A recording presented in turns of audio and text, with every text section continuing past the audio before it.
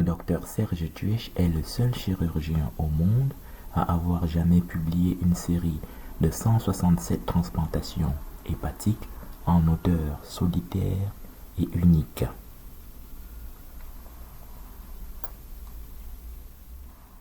En comparaison, aucun CHU belge n'a atteint ces chiffres de 167 transplantations hépatiques adultes à la date où je vous parle.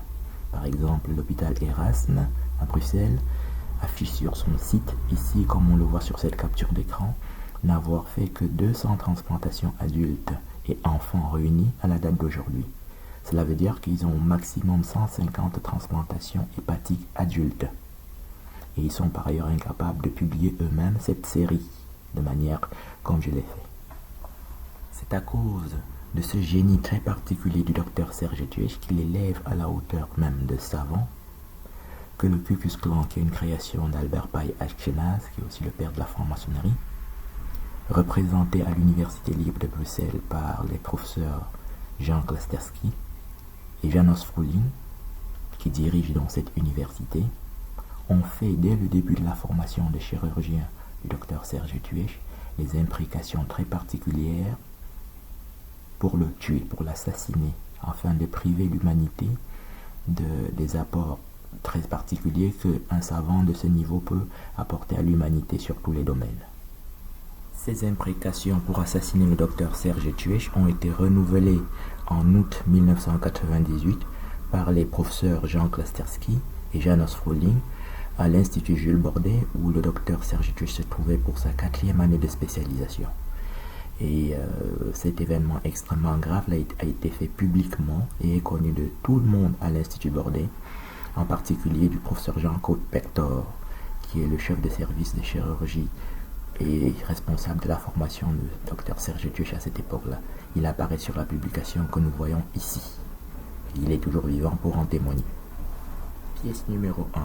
Nous voyons sur cette lettre, reçue de l'Ordre des médecins du Hainaut, en haut à gauche, Ordre des médecins du Hainaut, adressée au docteur Tuech, en haut à droite, Monsieur le docteur Tuech, datée du 15 juillet 2020, je lis: Honoré confrère, le bureau a pris connaissance de votre courriel en date du 7 juillet relatif au docteur Klasterski. Nous communiquons votre courrier au Conseil de Bruxelles et Brabant-Wallon, dont dépend le docteur Jean Klasterski. Veuillez agréer, honoré confrère, l'expression de mes meilleurs sentiments confraternels. Pour le bureau, le secrétaire qui signe, c'est le docteur P. Pendezil, qui a signé en bas à gauche. Et en bas à droite, le président faisant fonction, docteur Jean-Marc Bourgeois, J.M. Bourgeois. Et donc, c'est l'ordre des médecins du Hainaut, c'est-à-dire Mons, en Belgique. Pièce numéro 2 que nous allons lire, celle-ci. C'est la lettre que le docteur Tuech envoie pour faire appel devant l'ordre des médecins. Elle date du 28 juillet 2001. Donc, c'est écrit première ligne Bordeaux, à gauche, en haut. 28 juillet 2001, en haut à droite. Au magistrat président du conseil d'appel de l'ordre des médecins. Il s'appelle Michel Ligaud. C'est un juge de la cour d'appel de Liège qui préside le conseil des médecins à l'ordre des médecins, au conseil d'appel. Le titre, c'est au magistrat président du conseil d'appel de l'ordre des médecins, plainte contre Jean Klasterski et Caroline Depute.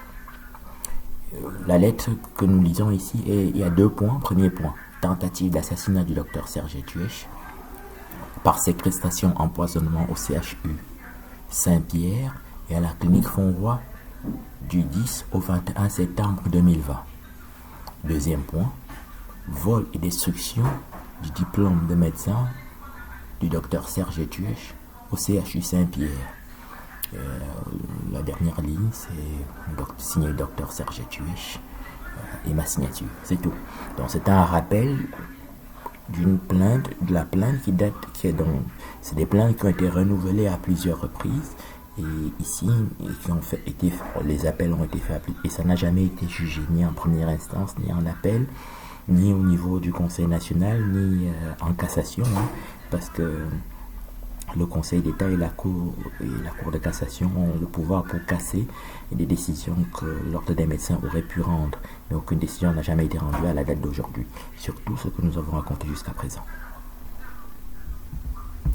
L'actuelle série de vidéos que nous allons faire très patiemment pendant plusieurs semaines et plusieurs mois vise à convaincre l'humanité que l'Université libre de Bruxelles n'est pas une université, que c'est une fausse université et qu'elle est donc dirigée par une unité de Ku Klux Klan et que pour cette seule raison elle cesse d'être une université, parce que l'université ne peut pas, la franc-maçonnerie même ignore que le Ku Klux Klan est une œuvre de la franc-maçonnerie, hein, et elle devient fausse et inutile pour cette seule raison, la franc-maçonnerie, et a fortiori l'université aussi. Troisième pièce que nous allons lire, c'est celle-ci, c'est l'Ordre des médecins. C'est une lettre que je reçois de M. Benoît de Gemep le 24 mars 2021 du Conseil national. Donc tout en haut au milieu, on voit Ordre des médecins, Conseil national. En haut à droite, on voit Bruxelles, 24 mars 2021. Juste en dessous, on voit Monsieur le Docteur Serge Tuech. Et puis la lettre se lit: Monsieur le Docteur, le bureau du Conseil national a bien reçu votre dernière lettre datée du 16 mars 2021. Votre courrier relatif au docteur Caroline Deput et Jean Klasterski a été transmis pour disposition au Conseil provincial de l'Ordre des médecins de Bruxelles et du Brabant wallon. Signé tout en bas, Benoît de Gemep, président du Conseil national de l'Ordre des médecins du Conseil national. Les Français ne voient peut-être pas qui c'est, mais Benoît de Gemep, c'est le plus grand juge que la Belgique ait jamais connu. C'est lui qui était le procureur de la République, qu'on appelle en Belgique procureur du roi, dans l'affaire Julie et Mélissa, il y a une trentaine d'années, qu'on appelle l'affaire Marc Dutroux. Et c'est grâce à lui qu'on a attrapé Marc Dutroux, qui est un terrible criminel pédophile belge. Et c'est grâce à lui qu'on a jugé Marc Dutroux. Et c'est grâce à lui qu'on a condamné Marc Dutroux. Et c'est encore grâce à lui que Marc Dutroux est toujours en prison aujourd'hui. En France, il n'y a plus de juges aujourd'hui, hein. Les juges sont faux. Comme par exemple François Molens, qui est le procureur général à la Cour de cassation, et les autres juges français. C'est tous des faux juges. Nous allons parler de ça aussi dans cette vidéo. Nous allons prendre au courant de ces vidéos plusieurs exemples concrets. Premier exemple, le docteur Jean-Pierre Elanga a été assassiné par le Ku Klux Klan. Il avait lui aussi reçu des imprécations et des menaces de mort de ce genre-là. On appelle ça en France le suicide policier. Ça veut dire qu'un policier t'assassine et on maquille ça comme un suicide. C'est-à-dire les autres policiers viennent et disent que c'est un suicide. Voilà. En France, il y a eu ça. Il y a un cas très célèbre, Pierre Bérégovoy, ne s'est pas suicidé. Il a été assassiné par son garde du corps et son chauffeur. J'ai fait au début de ce mois de septembre plusieurs vidéos pour expliquer ça. Voilà. Donc c'est le premier assassinat. Moi-même, le docteur Serge Tuech qui vous parle, si je n'avais pas été protégé et aidé par mes amis à Bruxelles, le docteur David Lipski, et à Marseille par mon ami professeur David Taeb, PhD, je serais mort depuis longtemps. Donc ces deux amis très chers, et quelques autres d'ailleurs encore aussi, hein. Nous citerons régulièrement deux exemples, sauf quand on a besoin d'en citer plus. Ils m'ont protégé, sinon je serais mort. J'en ai parlé dans mes vidéos de la semaine dernière, en détail. Nous y reviendrons un peu plus loin. Dans cette affaire, le docteur Serge Tuech a saisi le député belge, député fédéral, Benoît Pied-de-Bœuf. J'ai aussi saisi le député français, Olivier Serval. Donc, ça s'appelle la Chambre des représentants en Belgique et ça s'appelle l'Assemblée nationale en France, pour qu'ils interrogent l'ordre des médecins sur les faits dans leur composante discriminatoire, puisque quand on parle de Ku Klux Klan, on parle de discrimination. Et que c'est un acte très barbare, beaucoup plus barbare que les actes barbares que nous voyons dans les pays musulmans. Chez les musulmans, quand on coupe la main de quelqu'un, quand on lui coupe le pied, c'est parce qu'on lui reproche, de manière, on l'a jugé, pour avoir volé un œuf. C'est un acte barbare. Mais ici, le Ku Klux Klan assassine les gens dans sa franc-maçonnerie en utilisant des faux députés tellement crétins, mais pour des actes que les gens n'ont pas fait. Donc, ce député belge aurait dû donc déjà, que j'ai saisi le 19 mars, interroger l'ordre des médecins. Je l'ai appelé à plusieurs reprises depuis, et je n'ai toujours pas de nouvelles, pas plus que je n'en ai de Olivier Serval en France. Le début de cette vidéo paraît un peu lent et nonchalant, mais nous avons beaucoup de précisions à apporter parce que la franc-maçonnerie qui est dans notre adversaire ici s'appelle moqueur des derniers jours. Et c'est eux qu'on appelle dans la Bible moqueurs des derniers jours, c'est-à-dire c'est des lions, des dragons qui sont déguisés en agneaux. J'ai déjà expliqué ça dans plusieurs vidéos, qui font semblant d'être là pour défendre la liberté de la femme, l'égalité de la femme. Bon, en France, il y a 100 avocats à la Cour de cassation. Mon affaire s'y trouve inscrite. J'ai saisi la Cour de cassation française. Il y a 100 avocats qu'on appelle avocats au conseil et à la Cour de cassation. C'est comme des notaires. Il n'y a pas un seul noir parmi. Bon. Il y a 100 chirurgiens en transplantation à l'époque où je faisais ma formation, voilà, parmi lesquels il y a le fils de Balladur. C'est comme des notaires aussi, il n'y a pas un seul noir parmi. J'étais le seul noir et j'ai été expulsé par voie de fait. C'est ça la franc-maçonnerie. Et ça fait 20 ans que j'essaye de dire que non, voilà. Et personne n'a jugé l'affaire. L'affaire n'a été jugée nulle part en 20 ans. Bon, c'est même plus grave, j'ai exercé en Martinique en 2005 comme médecin urgentiste et smuriste et, à l'hôpital du Lamentin en 2005. Et il n'y a pas un seul chirurgien dans cet hôpital, un chirurgien noir en Martinique au Lamentin. C'est même plus grave encore ailleurs, en Guyane, là où il y a Christiane Taubira. J'étais à Saint-Laurent-du-Maroni, c'est quelque part là-bas en Guyane, française donc, et tu n'as pas un seul même médecin généraliste à l'hôpital de Saint-Laurent-de-Maroni. C'est tous des médecins qui viennent comme ça de quelque part. Tu n'as pas un seul médecin guyanais noir à Saint-Laurent-du-Maroni. J'y étais en 2003 et en 2009. Bon, ce que je dis c'est très très clair. J'ai pas vu là-bas même un seul médecin généraliste comme ça, noir à l'hôpital de Saint-Laurent-du-Maroni. Et ça, c'est la France. Et la République, c'est une république de la franc-maçonnerie, non, c'est des démons. Parce qu'ils parlent toujours de liberté, égalité, fraternité. Quand c'est comme ça, tu dois imposer un avocat noir à la Cour de cassation. Même de force, tu prends un crétin, à supposer que les noirs sont bêtes, tu prends même un bête noir, tu le mets, comme ça commence. C'est comme ça que les Mitterrand faisaient auparavant.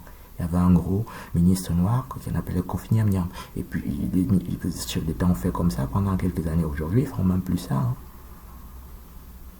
Bon, c'est encore plus grave. Donc, j'étais à Saint-Benoît, en l'île de la Réunion.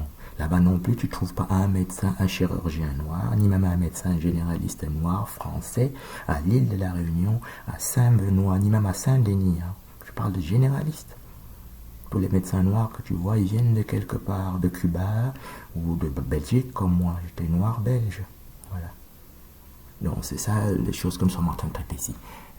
Donc, nous allons préciser sur cette image que nous voyons, donc, en haut, à droite, encadré avec le cercle noir, et étiqueté numéro 1, on voit que mon article a été publié en juin 2003.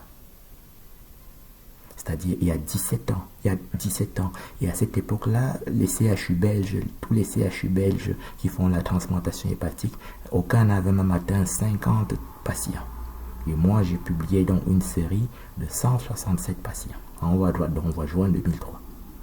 Et la capture d'écran de l'hôpital Erasme montre qu'ils sont aujourd'hui à 200 transplantations adultes et enfants, c'est-à-dire à 150 transplantations adultes maximum. Et je répète, aucun des CHU belges n'a atteint ce chiffre-là aujourd'hui, c'est-à-dire 17 ans plus tard. Au milieu, numéro 2, encadré en jaune, on voit que donc, ça s'appelle diabète mellitus, c'est-à-dire diabète sucré chez le patient transplanté.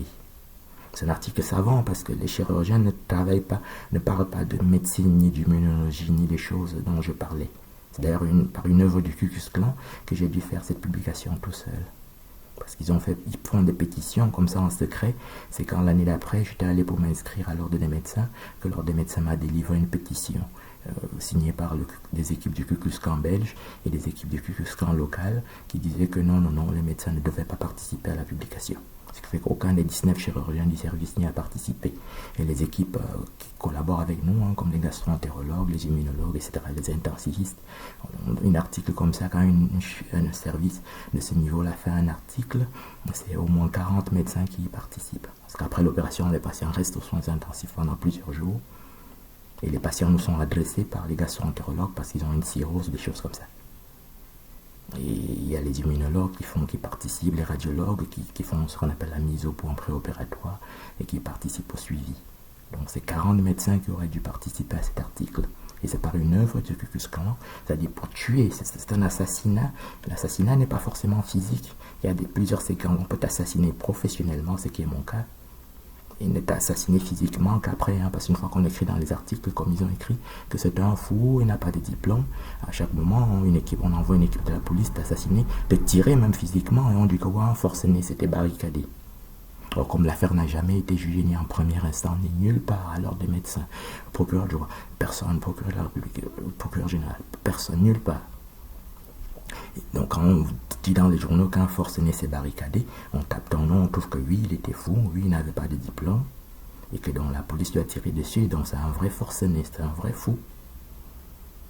Alors ça fait 20 ans que tu es en train de dire non, j'ai même pas été radié de l'ordre des médecins. Et c'était un complot. Parce qu'un journaliste, les journalistes savent qu'ils peuvent téléphoner à l'ordre des médecins, ça lui prend 30 secondes pour savoir si tu as été radié. Ils ont même accès aux banques de données judiciaires, des juridictions civiles et professionnelles. Un journaliste ne fait jamais une erreur pour raconter que tu as été radié, comme nous le voyons sur cet article ici. C'est donc un complot par définition. C'est des unités intégrées de complot. Donc le journaliste raconte un mensonge par lequel tu es assassiné socialement et professionnellement. Parce que pour radier un médecin, ça veut dire que tu es un marre du trou. Si tu couches avec une patiente, si tu tabasses même un patient, ou le mari ou la femme d'un patient, on ne te radie pas. On peut te suspendre, si c'est très très grave, on peut te suspendre de 3 mois ou 6 mois. Si tu vas en boîte, tu te bagarres, on ne te fait rien. Donc on dit que tu as été radié et que tu n'as pas de diplôme comme ils l'ont écrit dans les journaux, et que ça fait 10 ans que j'essaie de te faire juger ça quelque part, il n'y a aucun jugement. Que tu n'as pas de diplôme. Donc c'est un assassinat professionnel et social qui permet après que donc, la police peut t'assassiner la nuit chez toi et dire que tu t'es suicidé. Et alors les mêmes journaux écrivent que oui, sa vie avait basculé, il s'est suicidé. On envoie une équipe, ils font ça régulièrement en France. Rue Delcrier dit, un forcené s'est barricadé et la police a tiré sur lui. Voilà. Et quand n'importe qui, n'importe où tape ton nom, il trouve que oui, tu étais effectivement fou et que tu n'avais pas tes diplômes et que donc la police t'a abattu parce que tu t'étais barricadé. Genre, ça veut dire ce que ça voulait même dire, barricadé. Voilà, c'est là qu'on en est. Donc, précision, donc, mon article a été publié en juin 2003 en haut, encadré en noir, encerclé de noir, juin 2003. Et à cette époque, en juin 2003, aucun CHU belge n'avait même 50 transplantations hépatiques. Et au milieu, encadré, encerclé de jaune, numéro 2, on voit que ça s'appelle diabète mellitus, ça veut dire diabète sucré, c'est un sujet médical. Quand un chirurgien parle d'un sujet médical, ça veut dire que c'est déjà un petit savant. Sinon, un vrai savant. Et en bas, numéro 3 encadré en rouge, on voit donc numéro 3, on voit 167. 167, c'est donc le nombre de patients que j'ai publié. Il faut faire ces précisions-là parce que les francs-maçons, on les choisit parce que c'est des crétins puissants. Je le dis parce que je sais. J'étais rosicrucien et martiniste et j'en parlerai un peu plus loin. C'est des crétins puissants, on les choisit pour cette raison-là. Et c'est comme ça que l'humanité est détruite parce qu'ils sont incapables, même par eux-mêmes, de faire quelque chose d'intéressant. Et c'est ce que nous sommes en train de dire ici. Voilà. Donc, aucun CHU belge n'a atteint 167 patients. Et quand vous demandez à un député de jouer son rôle de député, vous demandez à un juge de jouer son rôle de juge dans une affaire de ce niveau, vous voyez que c'est des cas entre les juges aussi. Donc, si l'affaire n'a pas été jugée parce que ce n'est pas des juges, c'est des gens qu'on prend parce que c'est des francs-maçons. Et on les prend pas pour leurs compétences, on les prend pour leur haine, parce que c'est des cancres très très puissants et qui ne sont pas même capables de juger même une petite affaire. C'est-à-dire de rendre même un jugement incompétent que tu peux même dire que oui, c'est pas un bon jugement. Ils n'ont jamais jugé l'affaire à aucun moment donné. Alors que j'ai simplifié l'affaire. J'ai dit non, j'ai pas été radié. Voilà. Donc, ça dit qu'il n'a même pas besoin de faire une enquête. Il tape juste les bases de données de l'ordre des médecins et il juge. Il dit oui, il n'a pas été radié. Et puis c'est fini. Voilà. Et ça n'a pas encore été fait. Très rapidement, pour terminer ce chapitre, nous reviendrons pour préciser les choses. Donc, je comprends bien qu'il y a des pièces en anglais et des pièces que ça va vite. Mais chaque pièce significative seront revues comme ça. Donc, pour terminer ce chapitre, voici la lettre de François Molins qui m'a écrit le 4 août, il y a donc 2 mois à peu près, et que j'ai reçu le 6 août. Donc, en haut, au milieu, on voit Cour de cassation. En haut, à gauche, on voit Parquet général. Et en haut, à droite, on voit Paris le 4 août 2001. Et juste en dessous, on voit Procureur général près la Cour de cassation. Donc, c'est François Molins. Et juste en dessous, on voit Docteur Serge Tuèche avec mon adresse. Et puis, il met les références et tout. Il dit, la référence, on dit objet, votre courrier du 28 juillet 2021. Voilà, ce sont les lettres qu'on a vues. Et puis la référence en dessous. Et la lettre elle-même, c'est Monsieur, j'accuse réception de votre courrier du 28 juillet 2021, adressé à Monsieur le procureur général près la Cour de cassation. Je vous informe qu'il n'entre pas dans les attributions du procureur général près la Cour de cassation d'enregistrer des dépôts de plainte, de diligenter des enquêtes pénales, de requérir l'ouverture d'une information judiciaire, de demander à des magistrats du parquet sur lesquels il n'a pas autorité hiérarchique d'y procéder. Il va à la ligne, il dit « En conséquent, je vous précise que je transmets votre courrier au procureur de la République du tribunal judiciaire de Bordeaux, compétent en la matière. » Et puis des formules de salutation signées tout à fait en bas à droite pour le procureur général, la secrétaire générale, avec tout en bas l'adresse quai de l'horloge, c'est l'adresse à Paris de la Cour de cassation. Donc, ce qui m'embête ici, voilà, je ne force pas les gens à faire quelque chose en dehors, mais dans une affaire comme celle-ci, en France, c'est pas la première fois qu'on enferme des gens dans les goulags. Il y a le professeur Giacomo qui a été enfermé en psychiatrie et qui estime que ce n'était pas justifié. Il y a le professeur Fourtenier plus récemment, et donc il y a moi. Donc c'est des gens qui ont tout à fait, qui pensent qu'ils ont tout à fait qui sont pas fous. Ils pensent comme ça, ces gens-là. Moi, je pense que je ne suis pas fou. Et quand il y a des affaires spéciales comme ça, il importe aux juges, n'importe lequel des juges, de créer une intelligence pour juger ce genre d'affaires. Quand on vous enferme en psychiatrie, c'est un terrible complot dans lequel la police est impliquée, des journalistes, des médecins de l'ordre des médecins, etc. Ça devient une très grosse affaire. Et pendant votre hospitalisation, tu demandes des expertises pour dire que non, regarde, je me porte très bien. Et donc, tu passes devant 30, 40 experts qui disent tous que non, tu es faux. Moi, par exemple, ils ont dit il souffre d'une zoonosie ou quelque chose comme ça. C'est un trouble de la mémoire. Et puis, j'ai demandé une contre-expertise pour dire que non, c'est faux. Ils ont ajouté, en plus de la zoonosie, ils ont dit que tu souffres de délire paranoïaque. Puis j'ai dit non, c'est faux parce que j'ai motivé que je vais demander une contre-expertise. Ils ont ajouté un troisième. Il y a qui dit que tu souffres d'abolition des discernements. Donc, ça fait que tu as des trucs très fantaisistes, des juges fantaisistes. Tu passes devant 20 juges en première instance, qu'on appelle juge de liberté de la détention. Tu passes en appel devant une vingtaine de juges. Ce qui fait que, pour les raisons que tu comprends, l'affaire ne peut pas être jugée localement. Un procureur ne peut pas se prononcer sur une affaire où il y a 20 juges de son tribunal, du même tribunal comme ça, et même d'appel. En appel, un procureur général, il est en dessous du parquet des juges qui étaient en appel, qu'on appelle juges de référé de la liberté de la détention, qui sont en appel. Et tu es passé devant eux 10 fois ou 20 fois. Fourtenier, Giacomo, ils ont connu la même chose. Et un procureur local ne peut pas statuer en aucune façon sur une grosse affaire comme ça. Alors, parce qu'un procureur, c'est souvent un jeune juge, qui est relativement jeune, et que les gens qui sont en appel sont plus âgés que lui. Il ne peut pas dire quelque chose sur un magistrat du parquet général, c'est de la cour d'appel. Il ne peut rien dire. Donc l'affaire n'est pas jugeable ici en bas. Et même si c'est des affaires pour lesquelles il n'y a pas déjà une séquence, une intelligence judiciaire, c'est à la Cour de cassation de la créer. Chirurgien, tu as les gens qui arrivent là, reçu un coup de couteau, des choses inhabituelles, et ça doit de créer une technique opératoire. Il y a des maladies pour lesquelles tu dois créer quelque chose. Tu ne peux pas réfléchir comme ça bêtement. Tu renvoies le procureur de la République ne peut pas dire un seul mot sur une affaire comme ça. Tu as 20 médecins qui ont trempé dedans, qui ont dit que non, non, non, hein, parce que c'est la franc-maçonnerie, donc chaque fois il agit pour défendre un frère. Il n'est pas en train de rendre quelque chose d'intelligent, il est en train de défendre un frère qui a déjà fait un premier mensonge. Il n'est pas en train de casser un mensonge qu'un frère aux yeux chrétiens, aux francs-maçons a donné. Hein. Donc au total, tu te retrouves avec 20 experts, et un expert c'est un médecin qui est psychiatre, psychiatriste c'est bac plus 10, bac plus 12. Hein. Et donc un expert, c'est des gens qui font encore 1 an ou 2 ans pour devenir expert. Donc c'est de très très gros médecins, et quand tu as 3-4 experts, ça devient très très très lourd.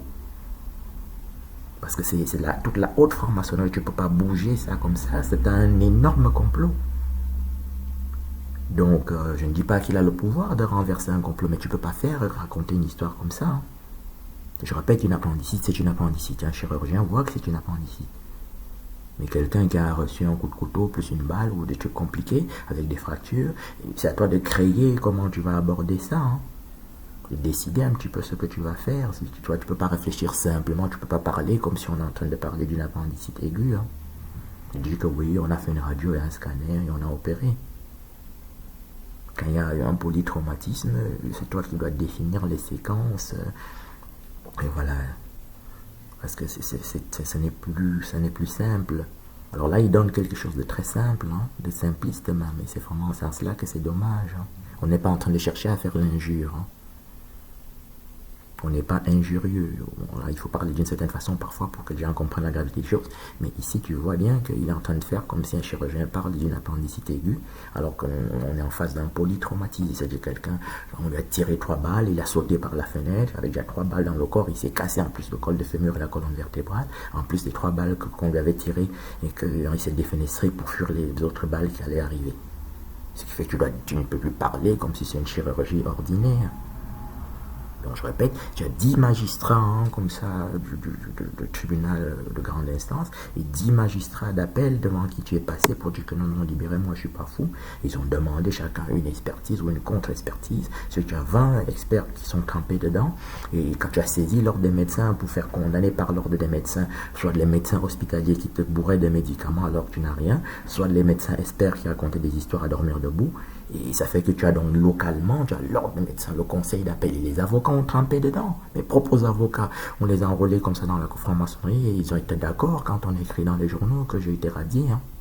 Donc tes propres avocats ont participé à l'affaire. Donc ça donne chirurgicalement comme si quelqu'un se trouve au 10e étage et sa femme ou son grand-père, quelqu'un lui tire dessus, un voleur, lui tire dessus 3 balles et que pour fuir la 4e balle, il saute des fenêtres et il se retrouve par terre avec une fracture de la colonne vertébrale, une fracture du crâne et une fracture du col de fémur.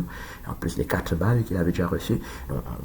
Un chirurgien ne peut pas raconter une grossièreté comme ils m'ont raconté là. Un procureur ne peut pas statuer sur une affaire comme ça. Un procureur, c'est quelqu'un qui n'a pas 40 ans.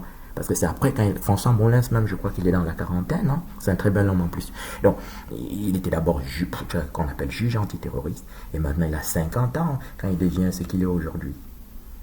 Il n'a pas le pouvoir, comme ça, à 40 ans, de parler sur des gens qui étaient au-dessus de lui, qui avaient 50 ans. Donc, procureur, c'est des gens qui ont 40 ans, et après tu deviens procureur général ou quelque chose, et tu ne peux pas bouleverser quelque chose. Tu peux prendre des décisions, type appendicectomie, mais tu ne peux pas maintenant bouleverser l'ordre local. C'est la préfète qui a organisé les tentatives d'assassinat concrètement. C'est elle qui organise aussi les trucs que j'ai appelés que quand forcené s'est barricadé.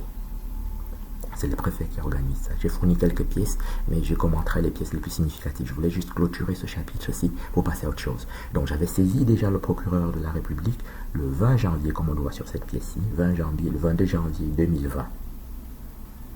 Et je n'ai saisi la Cour de cassation pour la première fois, après avoir saisi la Cour d'appel, la première présidente de la Cour d'appel, le 20 juillet 2020. Donc, le procureur avait déjà prouvé depuis le 22 janvier 2020, on le voit sur ce document, hein. J'ai signé en haut à droite, j'ai mis la date 22 janvier 2020, et au milieu en haut, on voit le cachet du procureur. Quand tu déposes, ils te mettent un cachet, tu déposes en 2 exemplaires, ils te donnent un exemplaire, ils te mettent un cachet que tu gardes pour toi. Donc, on voit que c'était le 22 janvier 2020. Ils n'ont jamais jugé. Alors, je comprends bien qu'ils ne peuvent pas juger, c'est ça que j'explique ici. Mais toi, tu dois faire la procédure de cette façon-là.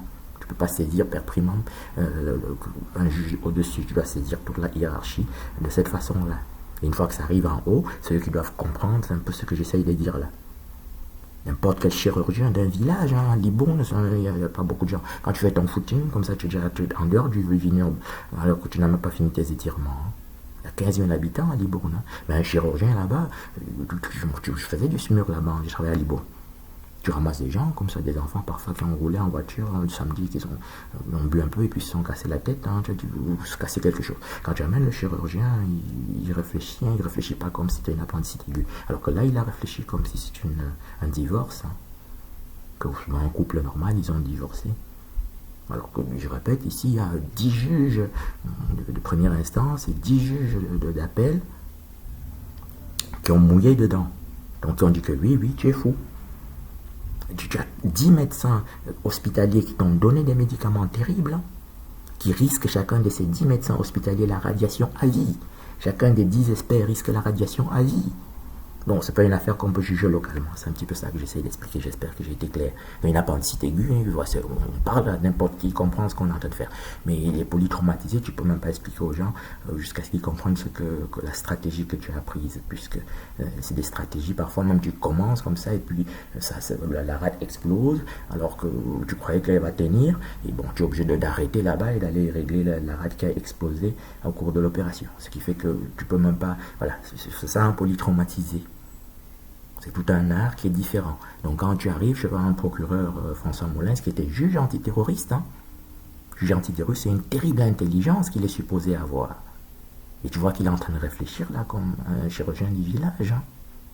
Mais c'est terrible cela. Juge antiterroriste, on appelle ça juge Bruguère, et tu le voyais comme ça sur sa tête. Il était impressionnant. Et quand il parlait à la télévision, ce genre-là. Et parfois, comme ça, avec les Anne Sinclair et les gens, et tu vois, tu étais impressionné. Mais là, tu vois comment il raconte une histoire terrible. Je répète, tu as 10 juges de première instance et un procureur, même s'il y avait que les 10 juges de première instance, il ne peut pas statuer. C'est une affaire que on comprend qu'il faut délocaliser l'affaire. Même l'ordre des médecins localement ne peut pas statuer sur une affaire comme ça. Et comme c'est des affaires nouvelles, les gens qu'on enferme en psychiatrie, on appelle ça l'ère de l'antéchrist, qu'on appelle la grande tribulation, abomination de la désolation. C'est nouveau. Et c'est à des juges de ce auteur-là, quelqu'un qui est supposé avoir été juge antiterroriste, tu dois avoir une terrible intelligence. C'est des gens qui écrivent des livres, tu vois même le titre du livre, tu es impressionné. Voilà. Un juge antiterroriste, il devient procureur, il raconte une connerie comme ça. Mais le préfet, le procureur ne peut pas juger le préfet. Donc même une affaire seule avec le préfet, le procureur ne peut pas juger. Je parle d'une affaire grave, je ne parle pas d'une affaire administrative. Si le procureur t'écrit 44 menaces de mort, comme j'ai dit, le procureur ne peut pas juger ça. Voilà. Le préfet seul. Le procureur ne peut pas juger. Alors moi j'ai fait des requêtes sur une page, si je reviens en technique pour écrire comme ça, pour qu'ils comprennent que voilà, j'ai reçu 44 menaces de mort du préfet. De séquestration, empoisonnement, pendant 2 ans. Et donc, ça veut dire que tu as 20 médecins hospitaliers, 20 médecins experts. Un procureur ne peut pas juger ça. Une affaire comme ça ne se juge jamais localement. Et un juge antiterroriste comprend ça d'office.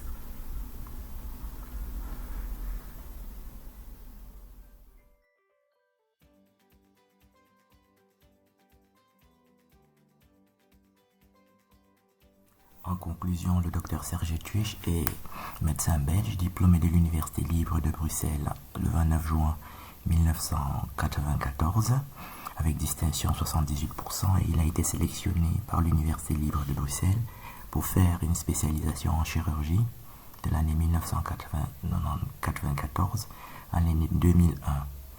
Cette année pendant laquelle j'ai payé un minerval de 270 000 francs belges. C'est la monnaie belge qui avait à l'époque, l'euro n'étant arrivé qu'en 2002. Alors, à l'issue de mes 7 années de formation, je n'ai pas pu recevoir mon diplôme de chirurgien comme tous les autres candidats spécialistes. Donc, tout le monde a reçu d'office son diplôme et moi, je n'ai pas reçu. Et j'ai saisi le recteur de la faculté, le doyen de la faculté et les autres autorités de l'université par lettre recommandée, accusée de réception à plusieurs reprises. Et ils n'ont jamais répondu. et ils ont paralysé toutes les procédures en justice qui auraient pu permettre que je rentre dans mes droits pour les raisons que nous avons dites jusqu'à présent, en rapport avec le professeur Jean Kraszewski et Jonas Frolin, qui dirige donc une grosse unité de Ku Klux Klan extrêmement puissante qui a créé toute l'affaire que nous avons décrite jusqu'à présent. Le Conseil supérieur de la magistrature est saisi. Sur cette pièce, on le voit très bien. En haut, au milieu, Conseil supérieur de la magistrature. En haut à gauche, référence 2020-170-S.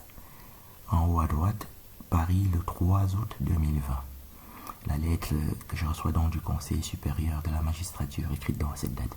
La lettre que je lis, monsieur, par lettre du 22 juillet 2020, vous avez saisi le Conseil supérieur de la magistrature d'une plainte sur le fondement de l'article 50-3 de l'ordonnance numéro 58-1270 du 22 décembre 1958 portant la loi organique relative au statut de la magistrature.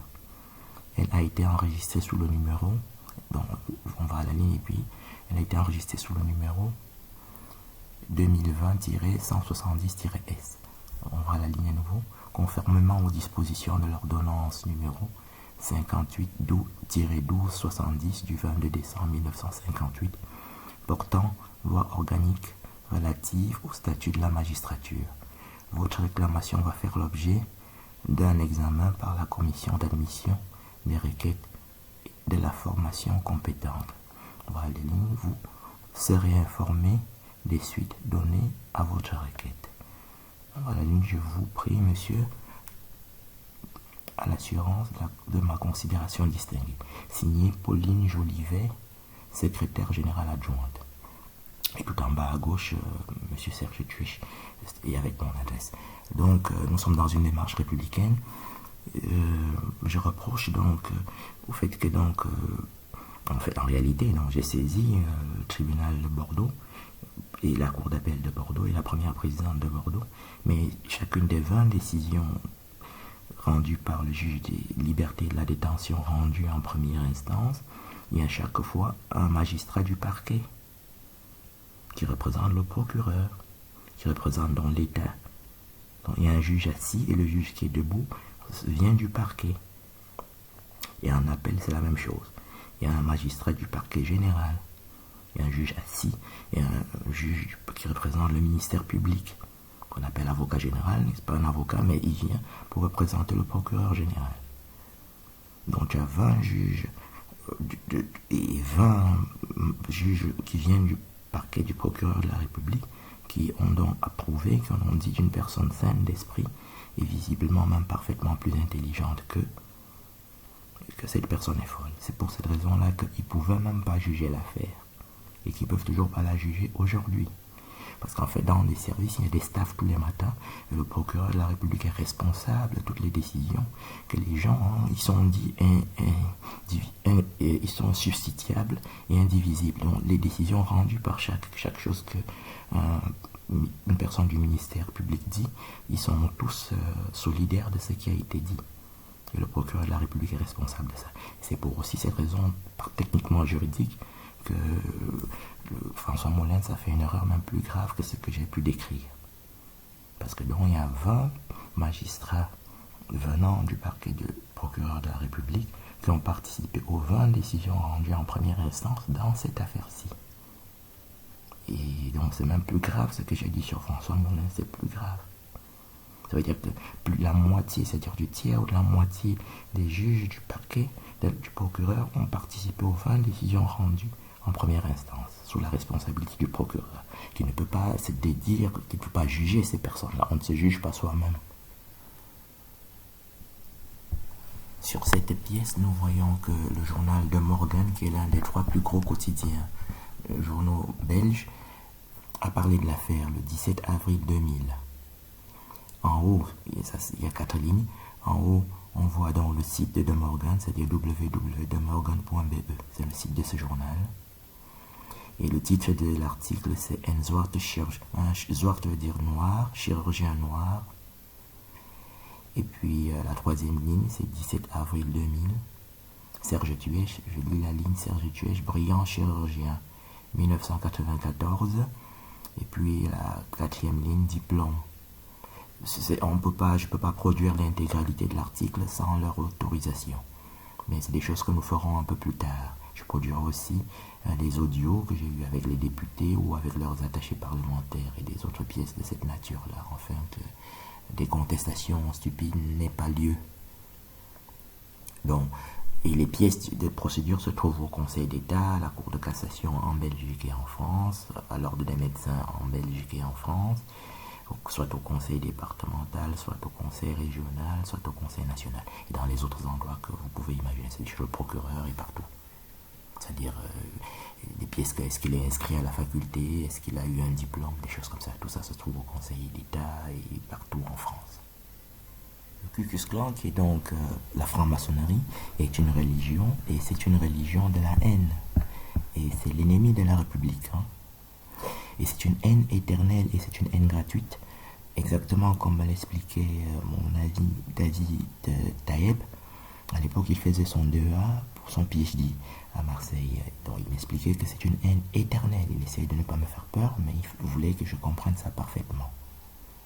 Et c'est une haine gratuite parce que sinon, lui qui est Ashkenaz ne serait jamais venu vers moi. Donc, si les imprécations de mort qu'on a faites contre moi et le complot, c'était parce que j'étais antisémite par exemple, il ne serait pas venu vers moi, puisqu'il est Ashkenaz. Il est venu et il m'a défendu au péril de sa vie. David Taeb PhD, voilà, qui est un brillant médecin, un savant. Il était déjà un savant à l'époque, il est encore aujourd'hui. Il m'a défendu au péril de sa vie. Et David Lipski, qui est aussi un savant belge, depuis 94, m'a défendu aussi, parce que je suis innocent. Sinon, il ne se serait pas opposé à sa communauté, à sa famille, à sa synagogue pour me défendre. Si j'avais été, par exemple, on raconte des choses comme ça, antisémite. Ou si j'avais été coupable d'autres choses, il ne serait pas venu me défendre. Il m'a soutenu tout le temps. David Lipski n'a pas besoin de moi. Je suis quelqu'un de très réservé, de très timide, et j'étais quelqu'un de très insignifiant à l'époque, et je le suis toujours aujourd'hui.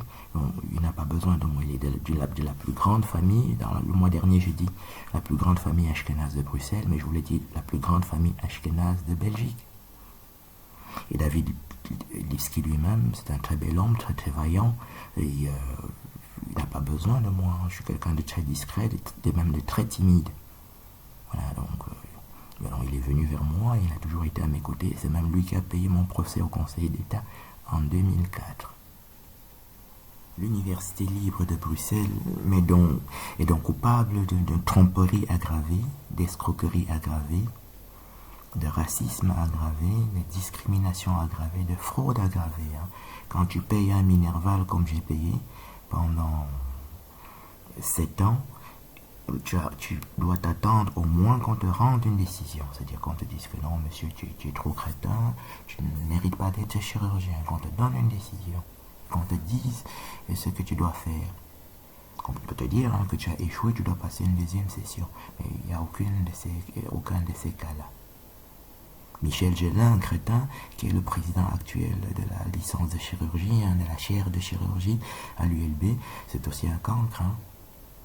Donc la franc-maçonnerie est mauvaise pour ça, parce que donc elle c'est l'ennemi de la République, parce qu'elle crée des injustices de manière très scientifique et institutionnelle, comme j'ai tenté de le décrire. Et elle installe partout, ça s'appelle l'abomination de la désolation. Donc quand tu vois un policier, c'est un faux policier à 100%, parce que grâce au suicide policier, ils ont tué tous les bons policiers qui existaient. Donc chaque policier que tu vois, c'est un crétin surpuissant.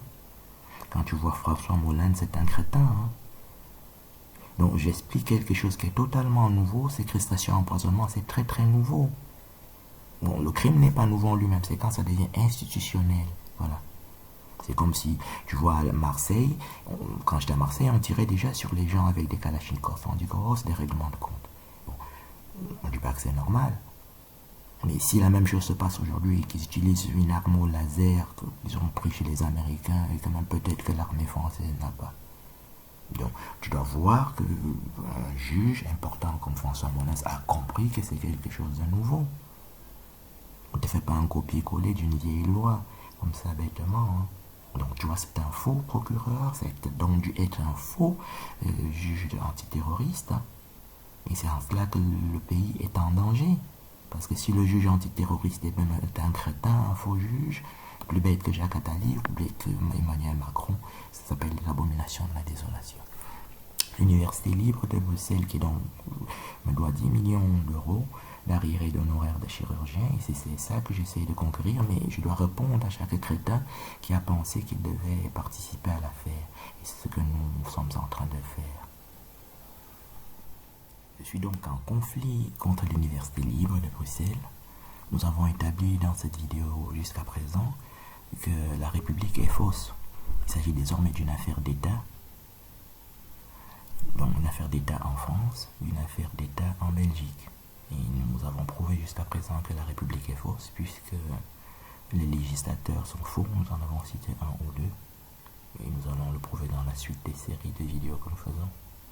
Les juges sont totalement faux. On ne dit pas qu'il a rendu un jugement qui est faux, on dit qu'il est faux en tant que juge, dans son essence de juge. En tant que juge lui-même. Et qu'il est même incapable de rendre un jugement, même un mauvais jugement. Parce qu'il est faux intrinsèquement, c'est ça qu'on dit. Les députés sont faux intrinsèquement, les juges sont faux intrinsèquement, et l'exécutif aussi est faux, en tant que la République est fausse, comme nous allons l'établir. Le Ku Klux Klan est donc faux, c'est quelque chose de mauvais, et c'est une création d'Albert Pike, qui est un Ashkenaz, qui est le père de la franc-maçonnerie. Il est aussi l'auteur, donc il est l'auteur, créateur, inventeur du Ku Klux Klan, Albert Pike, Ashkenaz, et il est aussi l'auteur, inventeur de tous les rites de la franc-maçonnerie qu'on appelle les rites écossais, anciens, modifiés, tout ce que vous voulez. Tous les rites sont écrits par Albert Pike, et la franc-maçonnerie devient fausse aussi pour cette raison-là. Qu'on appelle tueur d'hommes, sorcellerie, tueur d'hommes, assassin, meurtrier, dans le livre de la sagesse, chapitre 12. C'est une sorcellerie, mystère, sorcellerie, tueur d'hommes, assassin, meurtrier, tueur d'êtres sans défense. Donc ce sont des tueurs. Dans la franc-maçonnerie, c'est des tueurs. C'est parce que les gens qu'on a enrôlés sont des crétins et qui sont incapables de le réaliser. Ce sont des tueurs. On appelle ça tueur d'hommes, extorsion. C'est une religion qui est décrite, la religion de l'Antéchrist qui est décrite dans Ézéchiel chapitre 22, qu'on dit usure, extorsion. Une technique d'extorsion. Tu es le meilleur chirurgien belge en 1996, le 6 juin 1996, les 100 candidats spécialistes, c'est-à-dire les étudiants chirurgiens qu'on appelle en France internes en chirurgie, ont passé un examen national le 6 juin. J'étais premier au niveau national. On trouve ça au ministère de la Santé en Belgique. Donc toutes les pièces se trouvent aussi au ministère de la Santé. Tous les X temps, ils scannent les pièces et ils les conservent sous forme archivée. Au ministère de la Santé en Belgique, au ministère de la Santé en France, toutes les pièces se trouvent archivées. Il n'y a aucune pièce qui a disparu. N'importe quelle personne peut aller trouver toutes les pièces qu'on dit. Donc le docteur Tuich n'est pas seulement un savant aujourd'hui. Et en 1996, en deuxième année de spécialisation, j'étais le premier sur 100 chirurgiens. Il s'agit donc de 100 candidats chirurgiens. Et personne au monde ne fait ce que je fais. Vous allez en Chine, ils sont 1,5 milliard là-bas. Personne ne peut publier même une série de 3 patients, même une série de 10 patients. C'est très très difficile. Il faut mélanger au minimum 50 données du patient donneur de la greffe, 50 données du patient receveur de la greffe, et peut-être une cinquantaine de données de suivi. Le traitement qu'il reçoit, les rejets de greffe qu'il a fait, ce que tu as donné quand il a fait un rejet. Et voilà, tu dois analyser 150 données, chaque donnée individuellement. Chaque donnée en les croisant. Voilà. Et personne ne sait faire ça. Il n'y a personne en Chine. On dit que les Chinois sont forts en mathématiques. C'est un gros mensonge, la franc-maçonnerie. Les statistiques, c'est la franc-maçonnerie. C'est les Chinois, c'est la mathématique. Tu vois, dans chaque faculté, en mathématiques, tu trouves 100 Chinois parce qu'ils sont intelligents. Tu prends un transplanteur chinois, tu dis d'analyser une série de 3 patients. Alors ça fait 150 données pour les 3 patients et de dire quelque chose d'intelligent. Il ne peut pas. Donc la République est fausse et c'est ça que nous allons établir et démontrer par la suite. Et mettre fin, si c'est nécessaire, à cette fausseté et afin d'obtenir la justice. Parce que c'est désormais à la République et aux institutions que nous attaquons de démontrer le contraire de ce que nous disons. Par exemple, qu'un juge serait vrai, qu'un policier le serait aussi, ou qu'un législateur quelconque l'est. Et donc, l'université en question n'est pas fausse. C'est-à-dire que je n'ai pas été étudiant là-bas et que c'est un délire que je suis en train de dire. Donc, sinon, ce que cette université me doit 10 millions d'euros, l'affaire est aussi enregistrée à la Cour du travail de Bruxelles. Il y a eu tribunal de travail, Cour du travail, et il n'y a jamais eu un jugement rendu par cette Cour du travail. Et toutes les pièces se trouvent dans ces juridictions-là. Ça ne disparaît jamais, hein. Les choses ne disparaissent pas. Ça n'existe pas la génération spontanée, et inversement, les choses ne disparaissent pas.